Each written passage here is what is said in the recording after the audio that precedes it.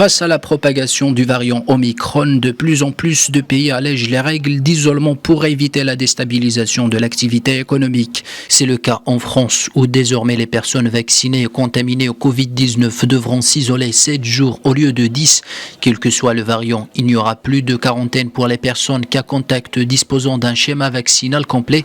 Pour le gouvernement français, la contagiosité d'Omicron, qui apparaît moins dangereux que Delta, pourra conduire à une immunité renforcée. Moi, j'ai dit que c'était peut-être, encore une fois, tout est dans le peut-être, la dernière des vagues. C'est-à-dire que, vu le taux de contamination dans notre pays, et d'ailleurs sur la planète, il est probable que nous ayons tous acquis une forme d'immunité, ou par la vaccination, ou par l'infection, ou les deux.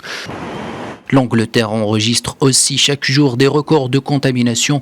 Pour contrer Omicron, le gouvernement a cependant décidé de recommander le port du masque en classe pour les élèves du secondaire dès cette semaine. S'appuyant sur le dépistage et une campagne de rappel vaccinal massive, Boris Johnson a exclu pour l'heure d'imposer de nouvelles restrictions.